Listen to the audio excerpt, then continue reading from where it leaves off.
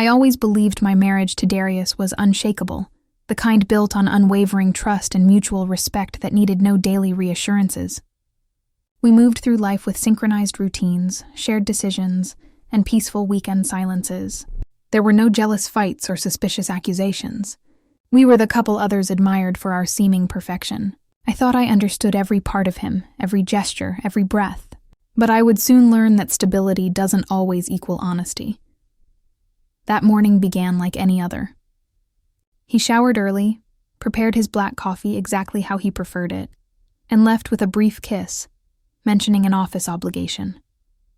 He wore his favorite charcoal suit, reserved for significant meetings, and drove away in the company vehicle, just like every other weekday. The door closing behind him held no hidden significance. There was no unusual expression or vocal shift. For me, it was simply another day in our well-choreographed life. I had no clue I was about to uncover an irreversible fracture. While tidying the house, I entered the garage and noticed our personal SUV buried under dust. The tires sat motionless, and the windshield was clouded with abandonment, as though time had frozen around it. I thought cleaning it would be a thoughtful surprise, a way to show him that even small details mattered to me. I gathered cleaning materials, carefully opened the doors, and began inspecting every section, shaking out old memories trapped in the fabric. I felt genuinely pleased, picturing his reaction when he saw it spotless again. But what I discovered had nothing to do with happiness. While wiping the dashboard with a moist cloth, I opened the glove compartment mindlessly, intending to empty and clean it completely. Hidden among outdated registration documents and stale chewing gum, I spotted an unopened box of condoms, still perfectly sealed. I recognized them immediately, a brand we had never purchased. My fingers became instantly rigid, as though touching that object scorched me internally. My breathing stopped in my throat, and the world seemed to go silent around me. I stood frozen with the box in my grasp, as if merely holding it constituted a betrayal itself. We hadn't used protection in years since deciding to attempt for another child, though it never materialized. There was no reasonable explanation for him to have them, especially new ones, concealed like a secret from another existence. A sharp physical ache pierced my chest, and I felt something shatter inside me without warning. It was a quiet but devastating realization. I slammed the glove compartment closed with a sudden, harsh motion, as though doing so could undo what I had witnessed, as if the harsh click of the latch could function as denial. I stepped back from the SUV, shaking, my legs numb and my stomach twisted into painful knots. My mind went completely blank. No thoughts, no questions, just a dull, persistent roar in my chest. I leaned against the garage wall, unable to grasp how something so insignificant could trigger such intense agony. I couldn't even shed tears. It was too immediate to comprehend what it signified. For hours, I told myself there had to be a reasonable, harmless, even foolish explanation. Perhaps they were ancient, forgotten, purchased accidentally, some ridiculous, meaningless precautionary gesture. I clung to any scenario that didn't involve infidelity, because the alternative was too excruciating to acknowledge. I forced myself to continue cleaning despite my trembling hands and eyes blurred with unshed tears. It was simpler to deceive myself than to face reality, but deep within, something screamed at me that I could no longer ignore the evidence, that this box was an open doorway to a betrayal that had existed for some time. The way it was positioned, the precision of the hiding location, the fact that he mentioned nothing, it all connected like puzzle pieces I refused to assemble. This wasn't remnants from the past or innocent oversights. This was current, calculated, meticulously hidden, and I could no longer deny it. I returned inside without uttering a word, like a ghost dragging her feet, my face colorless and my gaze vacant. I collapsed on the sofa in the same spot where we had watched countless movies cuddled together and allowed the tears to flow uncontrollably. I didn't yell. I didn't create drama. I just wept silently as though the pain feared making noise.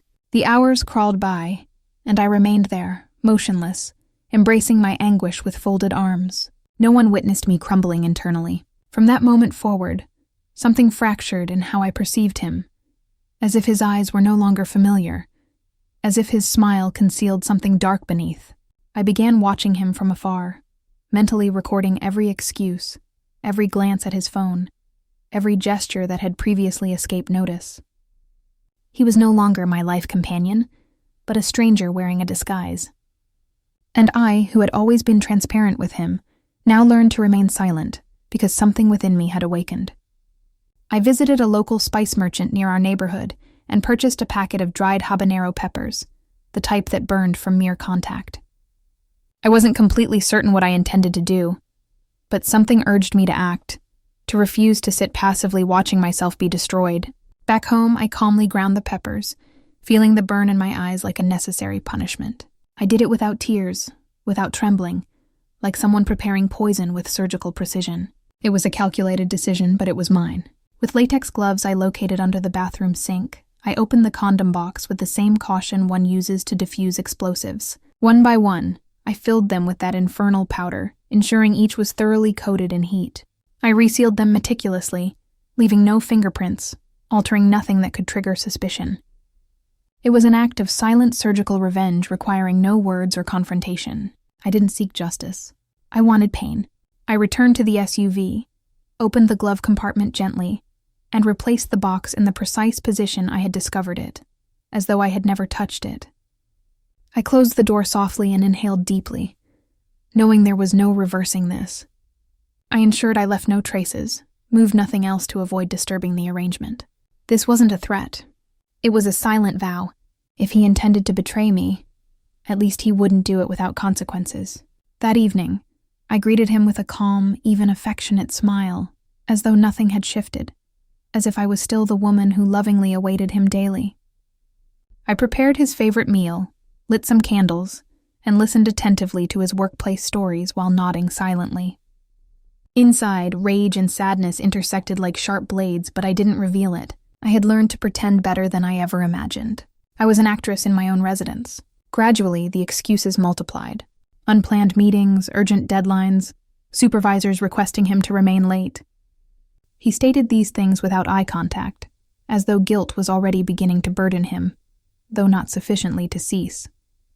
He spoke rapidly with brief phrases and a haste he hadn't possessed before. Every statement reinforced what I already understood, but I continued listening with feigned comprehension. He believed I noticed nothing, and that provided him security. The following days became a sequence of progressively extended absences, delayed message responses, and missed calls without clarification. He arrived home late, carrying scents of perfumes that weren't mine, and avoided physical contact as though my proximity bothered him. He began leaving his phone silent, screened down with a clumsy caution that only confirmed his deception. I observed him from distance, mentally cataloging every indication. Patience had transformed into my greatest weapon. One afternoon, armed with courage and my heart pounding in my throat, I decided to follow him discreetly, maintaining my vehicle at a safe distance. It didn't require long for him to guide me to the truth. I watched him park before a discreet mid-range independent hotel, the Sterling Suites, and exit with a confident stride, accompanied by a blonde woman. She was laughing, touching him as though he belonged to her, and he didn't conceal it, as though this affair didn't even warrant discretion.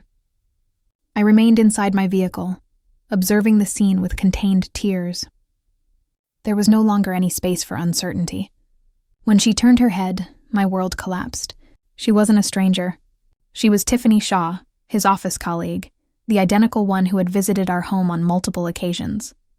We had shared dinners, holiday celebrations, even intimate conversations about life. I felt stabbed twice, once by him and once by her. This was no longer simply infidelity. It was a betrayal shaped as a cruel performance, and the worst aspect was that both had executed it before me. They weren't just betraying me, but also her husband, Elias Hawthorne, a gentle man who had always greeted me respectfully when we crossed paths. Everything was an interconnected web of lies, a double existence constructed on our backs without any shame. I realized they shared more than desire. They shared secrets, strategies, and hours stolen from our families. What began as suspicion now revealed itself as an unbearable certainty. The pain possessed names and faces. I didn't exit the vehicle. I didn't scream. I didn't create a scene. I knew my moment hadn't arrived yet. I simply watched, recording every gesture, every knowing glance, understanding that very soon everything would collapse under its own weight. The trap was already positioned, and there was no avoiding it. I became a spectator of my own vengeance, allowing fate to proceed without intervention because sometimes silence screams louder than any statement. That morning, he showered with extra attention, selected a brand new shirt, and applied a cologne he had never worn with me. He examined himself in the mirror intently, like a teenager preparing for a date, and departed the house with a smile that no longer belonged to me. I watched him from the doorway with the calm of someone who no longer anticipated anything. I knew precisely where he was heading, with whom, and what awaited him. I said nothing. I simply waited. That evening, while eating alone in the kitchen, my phone rang with an unknown number. I hesitated to answer. On the other end, a frantic feminine voice, sobbing through words interrupted by fear, asked if I was Darius's wife. My heart accelerated like an internal alarm, knowing that what was approaching wasn't positive. "Something horrible has occurred," she stated without requiring further explanation. The chaos had commenced, and my trap had taken effect. It was her, Tiffany, the hysterical mistress, screaming that he was in the hotel bathroom, that something had caused him unbearable pain. Her voice fractured as she described that after using one of the condoms, he began screaming, writhing, and pleading for help without comprehending what was happening. She was requesting my advice as though I could calm her disaster. I simply listened, cold, without compassion, allowing her desperation return a portion of my dignity to me. There was justice in his pain. She informed me that shortly after the act, he began screaming in agony, claiming he felt fire in his groin, that something was burning him internally. They attempted to rinse it off in the hotel shower, but it didn't help. The irritation intensified by the minute. She didn't comprehend what was occurring, and he was blaming her, yelling like a madman while dressing as best he could. I imagined the scene with an almost cruel calmness, knowing precisely what had caused it all. It wasn't madness. It was justice shaped as searing heat. They rushed from the hotel in the middle of the night, clothes disheveled, wrapped in shame and desperation, while the desk clerk stared at them in bewilderment. They had to proceed urgently to the emergency room where he arrived wailing, and she didn't know what to clarify. They invented a story about an allergic reaction, but no one believed it. They examined him instantly while other patients in the waiting area looked on curiously. The humiliation was no longer a secret. The doctors were explicit. There were severe chemical irritations triggered by an external agent, likely in direct contact with mucous membranes. They inquired if he had used any product or substance before intimate contact, but he didn't know what to state. She remained silent, pale, suspecting something she didn't dare articulate. The doctor repeated that it was an intentional, not accidental reaction, and at that moment they understood this was no simple error. In less than 48 hours, the story had infiltrated every corner of the office, mixed with laughter, exaggeration, and whispers in the corridors. No one knew the precise details, but everyone was discussing the incident at the hotel, the ER visit, the pain, the exposed affair. Some narrated it with mockery, others with morbid curiosity, and still others with poorly disguised indignation. The news became unstoppable, a fireball that was destroying reputations. What had been a secret was now a full-blown scandal.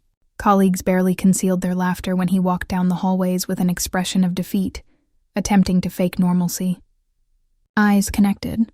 Conversation halted when he entered, and Tiffany avoided appearing at the office altogether. The atmosphere became toxic with constant gossip and rumors reaching even management. What was once professional respect transformed into collective ridicule. Both had lost more than dignity. They lost control of their narrative. Corporate HR and management didn't require long to intervene. They summoned both to a private meeting where they were informed that their behavior had damaged the team's image. There was no space for explanations or apologies. The decision was already finalized.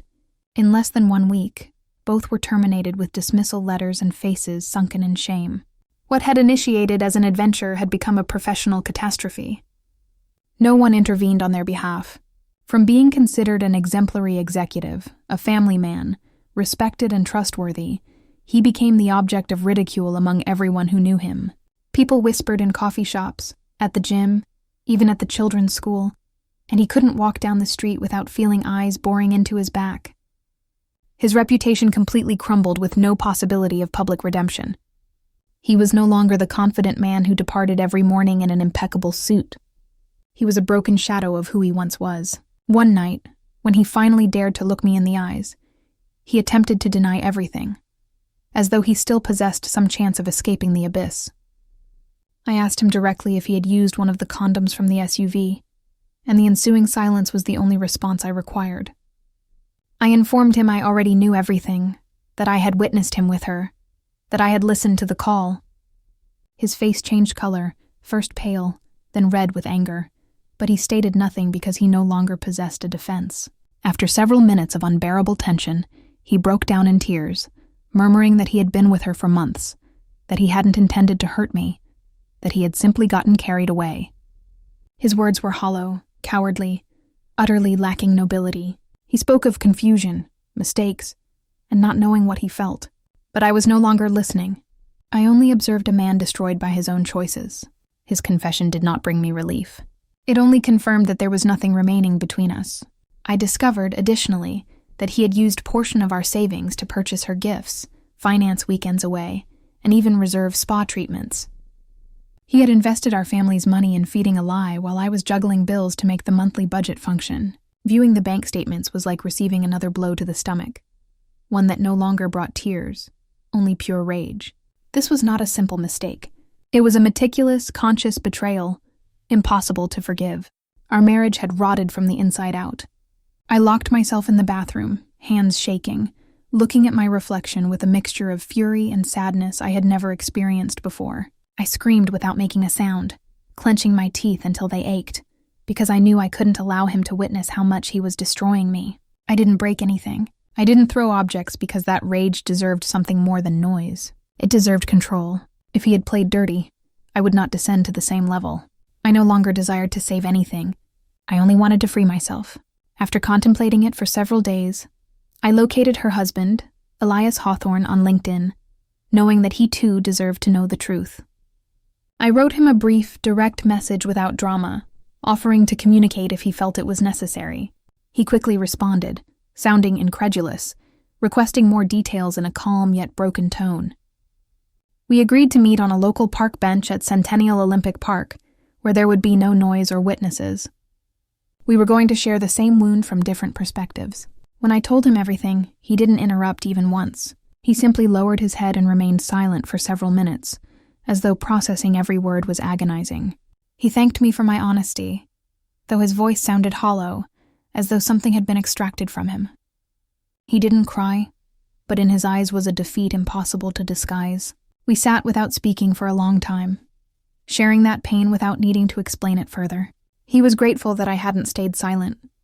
That same night, upon returning home, I quietly prepared the divorce papers without pause or doubt. I collected all the documents I possessed as evidence, including photos, messages, and bank transaction logs. There was nothing to contemplate because our marriage had ended long before I knew it. I left everything on the dining table in silence while he pretended to sleep on the sofa. The next day, I proceeded to the courthouse without looking back. When he received the notification, he came running after me, crying and begging for another chance, promising to change and swearing it would never occur again. He embraced me from behind, as though that gesture could erase months of lies and humiliation. I requested him to release me without raising my voice and informed him I no longer believed him. There was no hatred, only an icy calm that completely unnerved him. I was no longer the broken woman. I was the survivor. Shortly after, I learned that Tiffany's husband, Elias, had also initiated divorce proceedings, providing her no option to explain herself. She attempted to justify everything as an emotional mistake, but he no longer wanted to listen. She had lost not only her marriage, but also the respect of her children, her friends, and her professional circle. The fall was as swift as it was deserved. Now both were alone, facing the consequences of their decisions. What initiated as a hidden affair ended in the total ruin of 2 homes, leaving confused children, empty schedules, and broken promises scattered on the floor. The house became a silent battlefield full of soulless objects and memories that no longer served a purpose. The shared laughter and the family dinners felt like an old movie that no longer made sense. The echo of who we were still resonated in the walls, but I no longer belonged to that past. The divorce process moved quickly, thanks to the amount of evidence I provided, and his lack of opposition. He didn't contest the division of assets or the custody of the children, perhaps because he knew he possessed no way to defend himself. He signed every paper with trembling hands, not daring to look directly at me. I attended every appointment with my head held high, refusing to allow the pain make me retreat. It was the final stage of a story I hadn't written. The hardest aspect was explaining it to the children, finding the appropriate words without destroying their image of their father, without planting hatred in their young hearts. They cried. They asked why. They attempted to find culprits where there were none. I told them the truth without details, just sufficient for them to understand that it wasn't their fault. Witnessing their eyes full of sadness was 1,000 times worse than any betrayal. It was then I knew I had to remain strong for them. In the neighborhood, rumors were already spreading like wildfire, mixing truth with invention and that cruel tone people adopt when they are bored with their own lives. The curious glances at the grocery store, the conversations that stopped when I walked in. Everything spoke louder than words. I knew some were enjoying the scandal while others feigned sympathy. I kept my head high, even though all I wanted was to disappear. The shame was no longer mine. It was theirs. I relocated to a small apartment without luxury or comfort, but with something I hadn't possessed for a long time. Peace.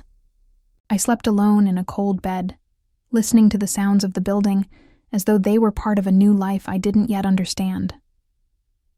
Sometimes the silence ached more than the screams we never had. But at least there were no more lies. Every corner of the new home was mine. Without outside shadows, without stolen perfumes, I was starting over, even if I didn't know where to commence. As the days passed, I realized that the guilt I had swallowed for so long was not mine. I hadn't destroyed anything. I was only picking up the pieces he broke with his choices. I learned not to justify his betrayal, not to search for answers where there were none. I began to forgive myself for having trusted, for having loved without reservation. I wasn't weak. I had simply been honest in a world full of pretense.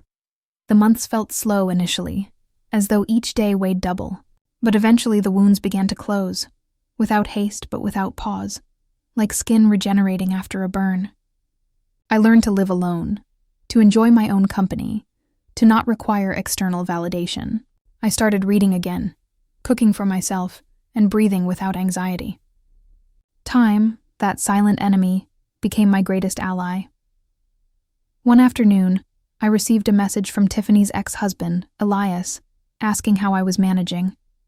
No ulterior motive, just genuine empathy. We started communicating occasionally without drama, without lamenting, sharing small things about our daily lives. We weren't seeking solace, only mutual understanding. It was strange how someone who shared my same wound could be so easy to communicate with. Sometimes you simply need someone to understand without having to explain everything. Our conversations became more frequent, lighter, more natural, as though we had found a refuge in the midst of the shipwreck. We discussed our kids, work, good days, and bad days, without needing to fake strength. We supported each other from a distance, without pressure, without expectations. We were neither friends nor anything more, just two wounded souls walking in the same direction. And in that fragile balance, something new began to sprout.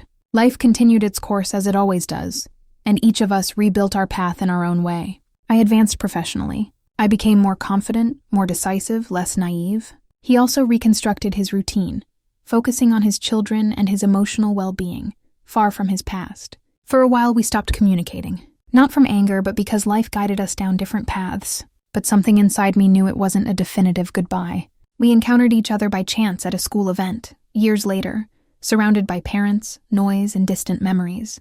It was a glance first, then a shy greeting, and finally a long conversation on a bench in the courtyard.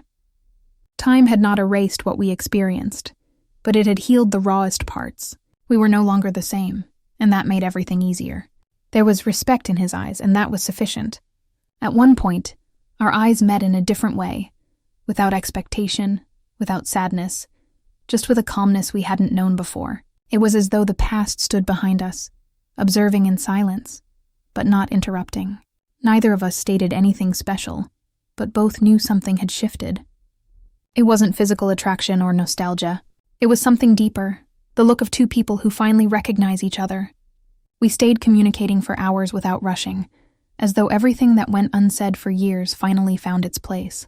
There were no reproaches or uncomfortable questions, just stories, soft laughter, and comfortable silences. We shared what we had learned, what we had released, and what we no longer required. He told me about his fears. I told him about my scars. And for the first time in a long time, I felt truly heard. As the weeks passed by, we started seeing each other more frequently. First for coffee, then for quiet walks in the park. There were no promises or long-term plans, just the natural ease of being together without masks or distrust. Trust grew without us even noticing, nourished by respect, transparency, and silent complicity. We didn't require labels or justifications. We simply knew that being together felt right. Without realizing it, we moved from simple encounters to seeking excuses to meet, as though destiny were gently pushing us toward common ground. There was no romantic declaration or dramatic moment, only small gestures that paved the way. A coffee that stretched longer, a walk without checking the clock, a smile that lingered longer than normal. Everything was simple, but filled with a new tenderness. It was the silent beginning of something neither anticipated. With the passing of the days, our conversations became deeper, more personal, as though each word removed a weight from the past. We laughed without guilt, shared memories without pain, and every silence became comfortable, not tense. There was a complicity we weren't searching for, but which appeared on its own, natural, effortless. I felt that I could finally be myself without fear of being betrayed, and he too seemed to breathe more freely by my side. One afternoon, while walking downtown, he stopped before a bookstore and took my hand without stating anything. It was a simple gesture, yet so full of meaning that I felt a lump in my throat. I didn't release his hand for a second, because I understood that this was more honest than any word. We didn't need to discuss love. We were constructing it with actions. For the first time, I wasn't afraid to move forward. That night, upon arriving home, the fear returned like an old whisper, reminding me of everything I had lost before. I doubted. I wondered if it was worth risking my heart again, if I would be able to withstand another disappointment. But something inside me, stronger than the wound, told me that this time was different. Not because he was perfect, but because I was no longer the same, and I decided to trust my instinct. We initiated a relationship without labels, without long-term plans, only with the certainty that we deserved something healthy, something real. We didn't conceal the past, but we also didn't permit it to dictate our present. Every encounter was a small celebration of what we had survived, of what we were constructing from respect. It wasn't about replacement. It was about starting over with awareness. It was an adult love without empty promises. In time, we learned to live with our scars, to even laugh at what once ached. Our love wasn't perfect, but it was firm, patient, and full of honesty. There were no games, no secrets, no fear of asking what we previously kept silent. We knew what it meant to lose everything, and so we valued every gesture, every detail. We had found something we weren't searching for. A love that healed instead of broke. One day, without planning it, we decided not to discuss those who betrayed us again. Not from cowardice, but because they no longer held power over our lives. The pain had become learning, and the names of the past were now just part of an old story. We focused on the positive, what we learned, what we overcame, and what was reborn. The resentment departed, and with it, the weight we had been carrying. I never sought revenge, but life took care of dealing it out in its own way. They were left alone, without credibility, without a home, trapped in their own lie. And we, without having planned it, ended up together, rebuilt, strong, and dignified. What began as a betrayal ended up uniting two lives that would never have crossed paths otherwise. It was as though the universe, after breaking us, decided to reward us not for what we lost, but for what we resisted. Today, I know that the pain was not the end, but the beginning of a stronger version of myself. I learned that even from the worst betrayal, a true love can be born. One that doesn't ask for permission, but gives everything with sincerity. I don't regret anything because every tear brought me here, and if I had to experience it all again to reach this moment, I would do it without hesitation because, in the end, I survived, and I loved again. We started making simple plans without fear, as though we were rediscovering the world from a small but luminous corner. A weekend getaway, an impromptu dinner, a walk with the children at sunset. Every moment felt clean without the weight of the unsaid. We didn't require grand gestures, just truth. Happiness, I realized, sometimes resembles tranquility more than excitement. I caught myself smiling naturally without the guilt of the past or the anguish of the future. I was no longer waiting for someone to rescue me or fill voids. I had learned to be complete, and that made all the difference. Love, when it arrives after pain, has a different flavor, less naive, firmer, more conscious. I didn't idealize what we possessed, but I valued it as though it were a treasure. The children also began to heal. It wasn't immediate, but time, stable routine, and constant love did their part. They witnessed a strong mother in me, and little by little they stopped asking painful questions. Elias also gave them space without invading, but by being present. And although the past didn't disappear, it was no longer an open wound. It was just another page in our story. One afternoon, while folding laundry, I witnessed him playing with his daughter in the living room, laughing as though nothing else mattered. It was then I knew I had chosen well, not because of what he offered me, but because of what he awakened in me. Calm, trust, truth. I wasn't afraid to be vulnerable with him, and that, for someone who had been betrayed, was the greatest victory. Months passed, and everything flowed with a naturalness that was at times startling. Sometimes the silence of health is stranger than the noise of chaos, but I grew accustomed to not expecting disappointment, to not preparing excuses, to simply living. I didn't desire perfection. I simply wanted presence. And finally, I possessed it without asking, without begging. One night, in the middle of a mundane conversation, he told me that he admired me for having survived everything without becoming bitter. I was silent for several seconds because I had never contemplated it that way. But maybe he was correct. I hadn't permitted the pain to define me. I had chosen not to hate, not to drag the broken pieces, not to seek vengeance beyond what was fair. I had chosen to love again. I don't know what will occur tomorrow. We don't promise eternities or write futures in stone. We only know that today we are here complete, with scars that no longer ache, and that is sufficient.